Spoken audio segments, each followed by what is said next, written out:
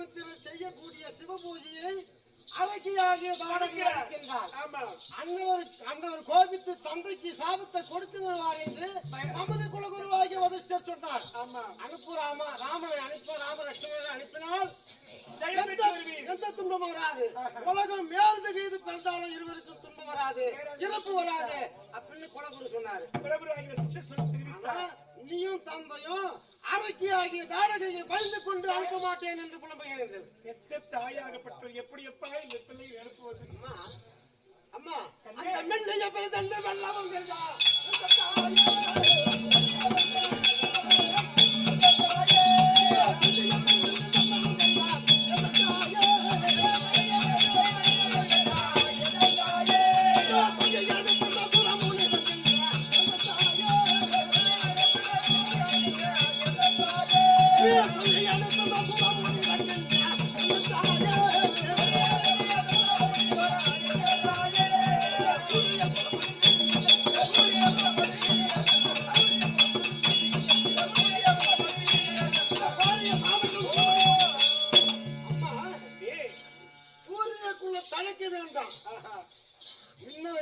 சூரிய குலத்துல பிறந்த மகான்கள் எல்லாம் பின்ன வைத்த கால பின்ன வைப்பது கிடையாது.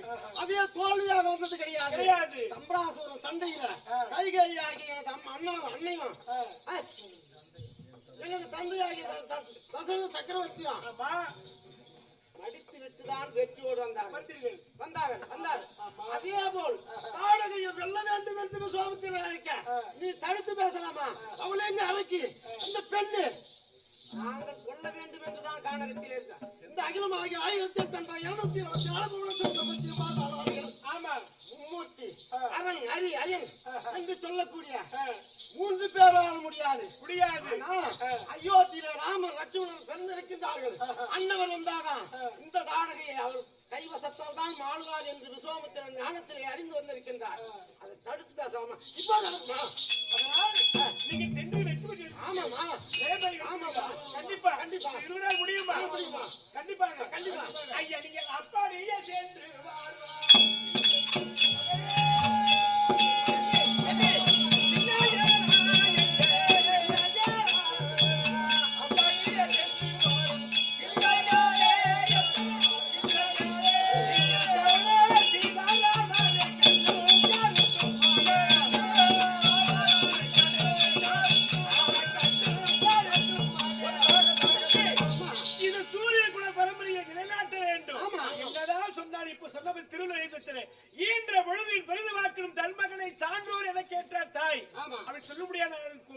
திருவள்ளுவர் எழுதி வச்சது போல யாதொரு குறையும் இல்லாமல் காத்து ரட்சித்து ஜெயம் ஜெயம் என்று வெற்றி பெற்று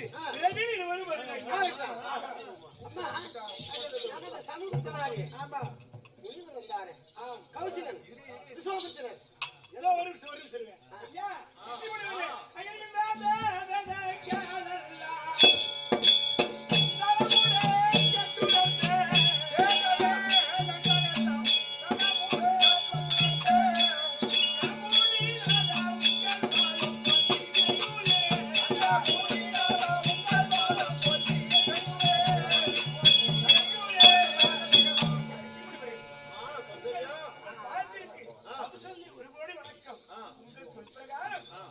பிள்ளை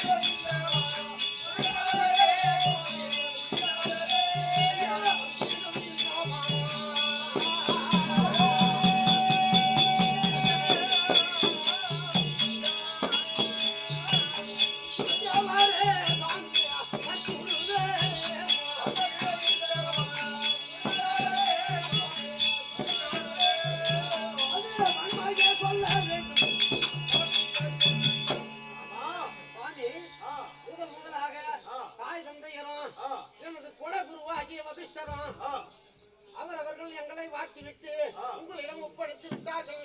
முதல் வனத்திலே காண வைக்கின்றோம். இந்த வனத்தினுடைய பெருமையை சொல்லிக் கொண்டே போக வேண்டும்.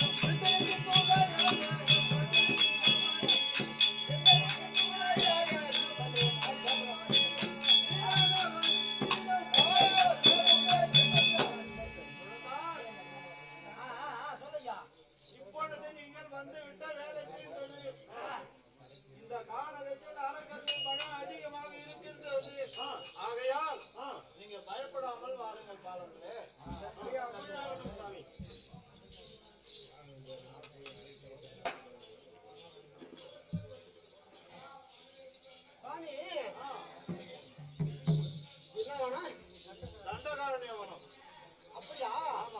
ஐயா எல்லோரும் வாட்டிய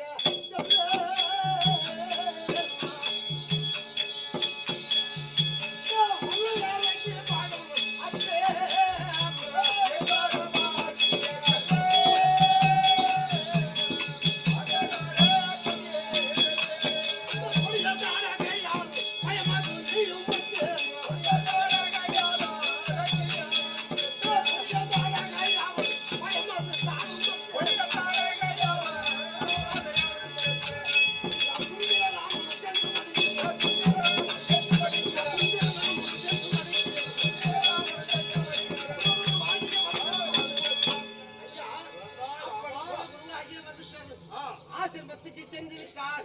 அந்த கொடிய தாடகையானவன் பயத்தோடு இந்த வனத்திலே கால வைக்கும் போது உங்களுக்கு நடுங்குகின்றது. அந்த கொடிய தாடகையானவளை என் கோதண்டத்தால் அடித்து சிவபெருமானை குறித்து நீங்கள் யாகம் செய்வதை தடை இல்லாமல் நீங்கள் நான் பார்த்துக் கொள்கிறேன். குழந்தாய் ராமா, அவன் திண்டாட்டக்காரி, அவள் தாடகை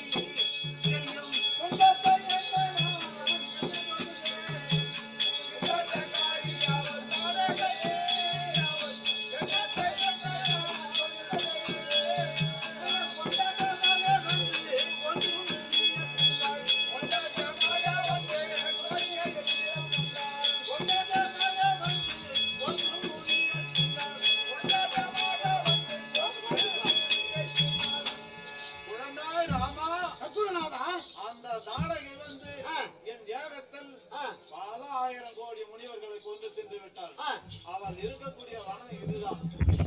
அப்படியா? இருக்கட்டும். இந்த வனத்துக்கு நான் வரல சாமி. வந்திட இந்த வானம் என்ன வானம்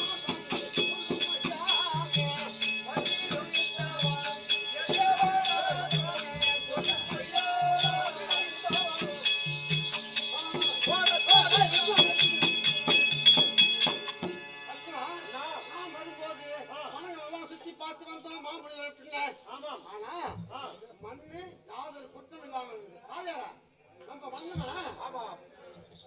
மயில்கள் ஆடுவதும் குயில்கள் பாடுவதும் மான்கள் ஓடுவதும் மிருகங்கள் சங்கரித்துக் கொண்டிருந்தது. ஆமாம், இருந்தாலும் மண்கள் எந்த காரணத்தை கொண்டு நல்லாவே இருந்தது.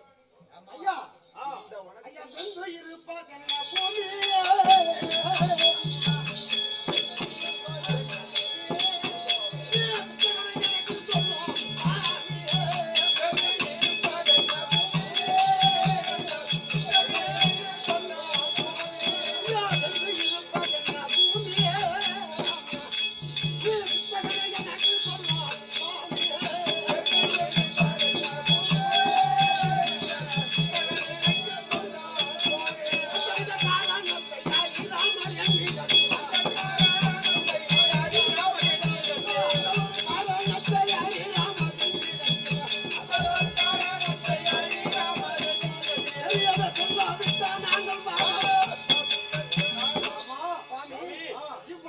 கானகத்திலே வந்தோம். மாசு மறுவு இல்லாமல் படிக்கு பூமி பூமியாக இருந்தது. எந்த குற்றம் இல்லை. இது ஒரு வனம். இந்த வனத்தினுடைய மண்ணேடு இது ஏன் வெந்திருக்கக்கூடிய காரணம்? யாரால துன்பம்? எவர் செய்த சதி? இதற்கு காரணம் சொல்லாவிட்டாம எனக்கு கால வைக்க மாட்டேன். குழந்தாய் ராமா முதலே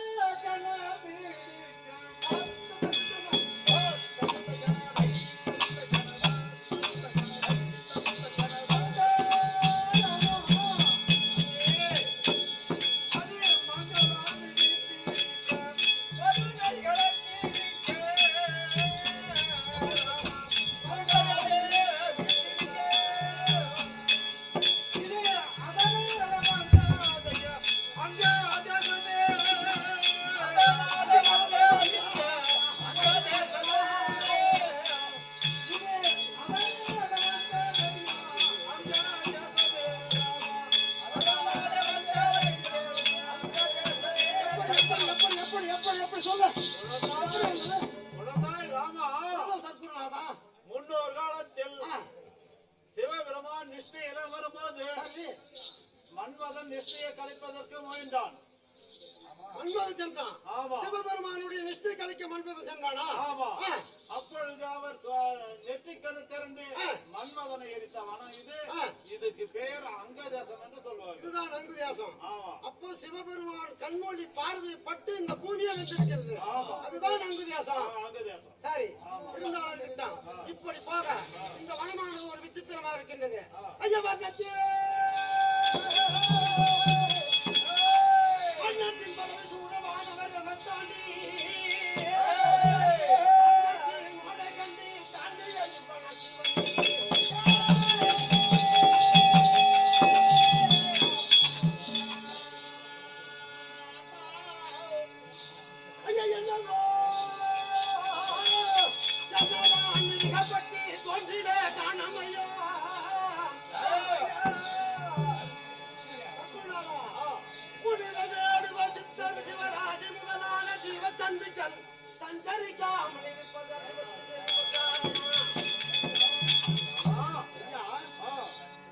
சென்றவனத்திற்கு அனகனாகிய மன்மதன சிவபெருமான எரித்த இடத்திற்கு அங்குதேசம் என்று பெயர் உண்டானபடியா சந்தோஷம். இந்த வனமானது மிருகம், பட்சி முதலான ஜீவராசிகள், இரும்பு கடை என்ன ஆகிய ஜீவராசிகளும் இந்த வனத்திலே சஞ்சரிக்கவில்லை. ஆனால் காற்று இல்லை. சிவபக்தர்கள் இந்த வனத்திலே சஞ்சாரம் செய்து சிவபெருமானை குறித்து யாகம் செய்வது கிடையாது. மேகங்கள் இந்த வனத்திற்கு நேரா மேகங்கள் ஓடவில்லை, காற்று வரவில்லை. இந்த வனத்திலே யார் கட்டளையிட்டது? யாரால இப்படி இருக்கின்றது? அதனுடைய மகிமையை சொன்னால் துன்பம் இருந்தாலும் கோதண்டத்துக்கு இரையாக்கி விட்டு நான் வருகிறேன். சொல்.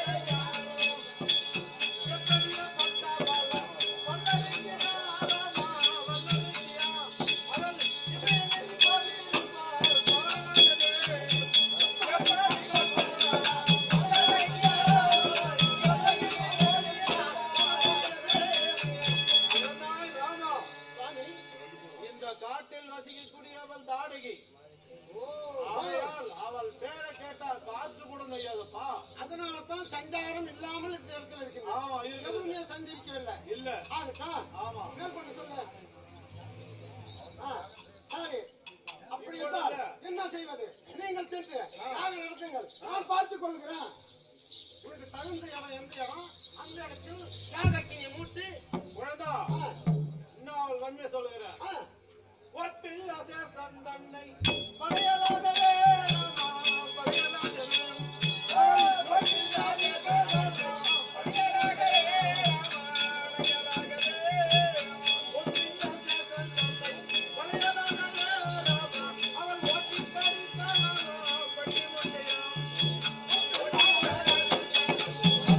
Yeah.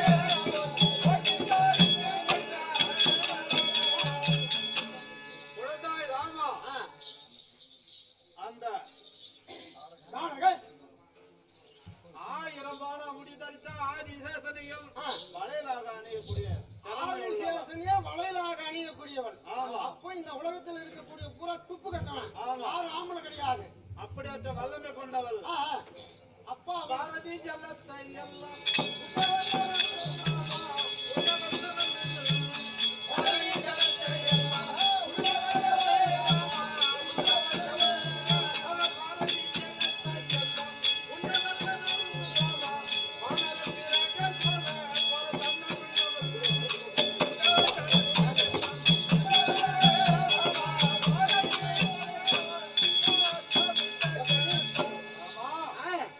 அந்த பாரதி என்று சொல்லக்கூடிய கடல் தண்ணியை முழுவதும் குடிக்க வல்லமை கொண்டவள் அவள். கடல் தண்ணி ஒன்றே குடிப்பா. ஆமா, அப்படியே வல்லமை கொண்டவள் அவள். அப்படியா? ஆமா. சரி இருக்கட்டும். ராமா, என்ன சொல்றேன்? பாரதி போல் வந்து நுழைத்தாள் இந்த காட்டிலே. ராமா, இந்த காட்டிலே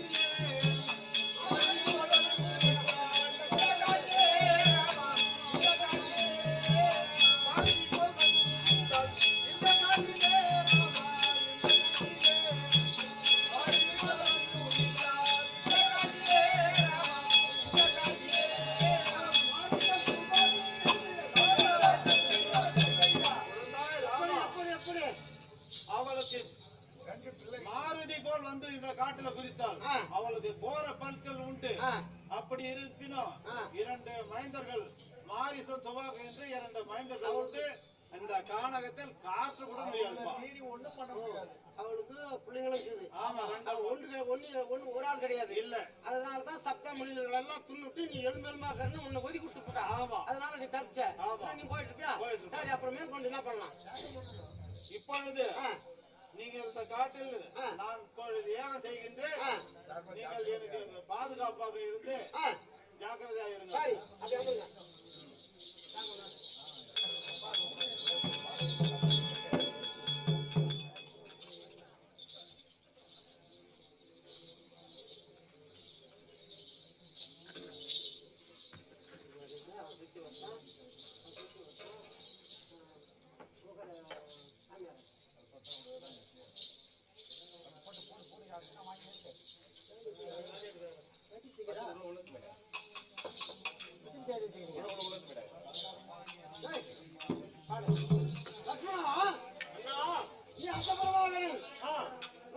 இந்த புறமாக நிற்கின்ற அழகர்கள் வருவார்கள். காடகு வருவாள். அவள் வந்தா யாகத்தை அடித்து விடுவாள். தண்ணி கொண்டாந்து தெரியும். அவன் பேயக்கூடிய மூத்தத்து வையாவ யாகத்தை அடித்து முனிவர்களை பிடித்து தின்வது வழக்கமா. அதனால் முனிவர் ஜாக்கிரதையாக இருங்கள், நான் யாகம் செய்ய போகின்ற எனக்கு துன்பம் வராத பாருங்கள் என்று சொல்லி அமர்ந்திருக்கின்றார். அவருக்கு துன்பம் வராமல் படிக்கு கடுமையாக காவல் இருக்க வேண்டும். அந்த பக்கமாக அப்படியே ஆகட்டும்.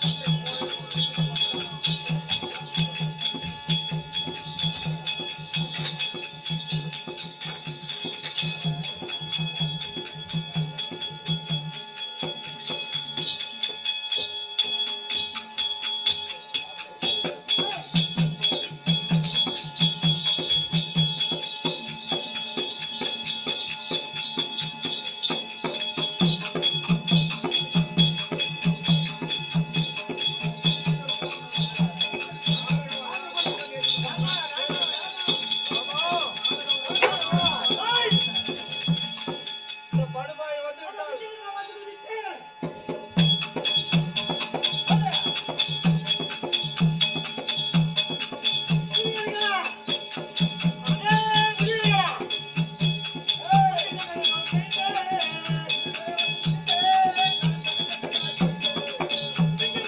விட்டால்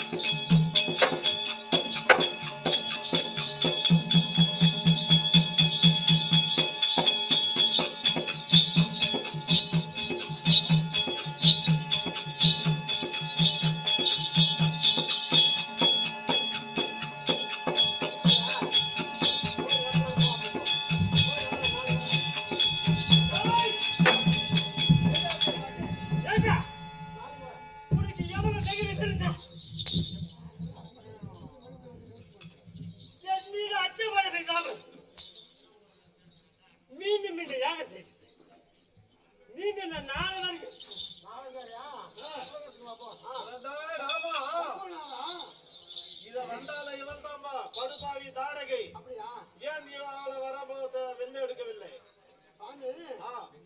அப்போ அவர் பார்த்தேன். அதன் செய்தி பார்த்தேன். நான் எடுக்கவில்லை என்றா ஐயா முந்தி முந்தி ஐயா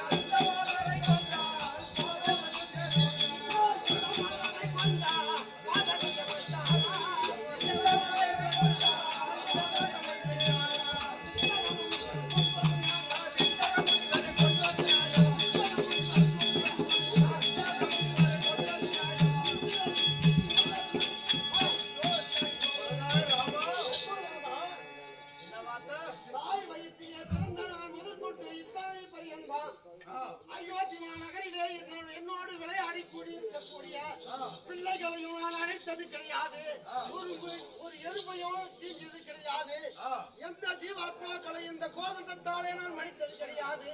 போயும் போயும் பெண்ணை கொள்ள சொல்லுகின்றீர்களே, இது உமக்கு நீதியா? இதுதான் நீ கத்த வித்தையா? இதா தபயோகியா? நியாயமா சுவாமி? இந்த மாதிரி ஒரு பெண்ணை கொள்ள சொல்றிய, பாதக வேலை செய்ய சொல்றிய, செய்யலாமா? ராமா அழகினால் இந்திர தேவர்களானே அங்கமேறி எடுத்த பெண்ணை அழகீதியா சங்கரித்து நிறமெதற்கு பெண்ணாய்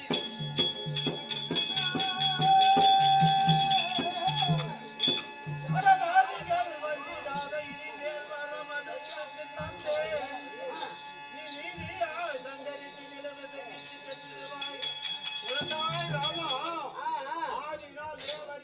அநேகமாக எடுத்த பெண்ணை சங்கரித்த பெண்ணை இப்பொழுது நீ சம்பாரம் செய்தாய். எந்த பாதகமும் இல்லை. ஆகையால் இவளை கொல்லாத விடாத. பாதகம் இல்லை. இவரை கொண்டால் இதற்குதான் நான் எதிர்பார்க்கிறேன். நான் சொல்லுவதற்காக இல்லை. இவருடைய வாயிலிருந்து என்ன வருது? ஏன்னா தாயது வயிற்றிலே மாயாமா தரித்துனான். எப்படியே தாயது வயிற்றிலே மாயாமா தரித்துனான். ஐயா தங்கினே தாய் வயிற்றில கருவு தரித்து அங்கு சில நாள் இருந்தேன். ஆமா, பூமையில் பிள்ளையாய் பிறந்து நான் வளர்ந்து நான். அதனால இந்த பூமியில் பிள்ளையாய் பிறந்து நான் வளர்ந்து நான். பேரான சவமரியே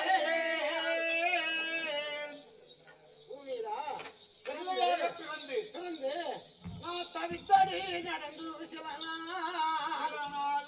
இப்படி பூமியிலே பிறந்து இந்த புழுதி நீர் புரண்டு தவித்தடி நடந்து சில நாள் அந்த போட்டு தவழ்ந்து நடந்தது சில நாள். இப்போது நானு பின்னெடுத்து சண்டை செய்யக்கூடிய திறமையா இருக்கின்றேன். ஆனா ஏன் தாடகையும் அடிக்கல? வீரனா பேசலாம் முன்ன தாய் தந்தை வீரனா பேசிவிட்டு வந்தா தாடகையும் அடிக்கிறது பெண் என்று சொல்லுகின்றானே அப்படி என்றால் என்ன காரணம் தெரியுமா? நான் மடிக்காத்து சிவபெருமானே நான்மகனுடைய சிரசை கிள்ளியதனாலே பித்து வெறி பிடித்து உலகம் எங்கும் தெரிந்தார். இப்ப மாநில யாராகிலும் ஒரு ஆடவனை கொலை செய்து விட்டால் அவனுக்கு பித்து வெறி பிடிப்பது இப்ப எதுவும் தெரியாது. அவன் குடும்பம் நாஸ்தி. அப்படி என்று இந்த சூரிய குலத்தில் பிறந்த ரகுராமனானவன் ஏன் கொல்லவில்லை என்றால் தபயோகி கொடுத்த வாக்கு தெய்வம் கொடுத்தா கூட தவறி விடுமா? தபயோகி கொடுத்த வாக்கு தவறாது. அவர் வந்து இந்திரன் ஆதிமான் அநேகம் பேர் எதிர்த்தாலும் தாடகை கொண்ட உன்னை பித்து வெறி பிடிக்காது. அப்பேற்பட்ட வரத்தை நான் கொடுத்திருக்கின்றேன். ராமானி கொள்ளு அப்படின்னு இப்ப வாக்கு கொடுத்த பார்த்து கோதண்டத்தை கையில் எடுத்தேன். அவர் கொடுத்த வாக்கு விழி வந்து நம்ம எட்டாது.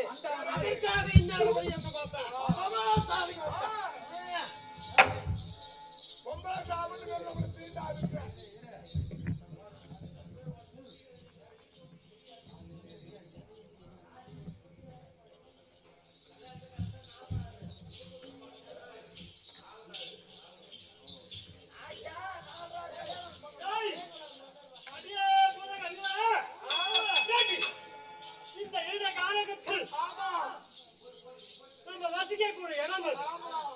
இப்ப யார் வருகின்றான் பார்க்கலாம். அப்படி இருக்க எவன் வருகிறான் நம்முடைய சமுதாயம் வருகின்றான். இந்த காணையை நம்பிட்டு ஆமா அவன்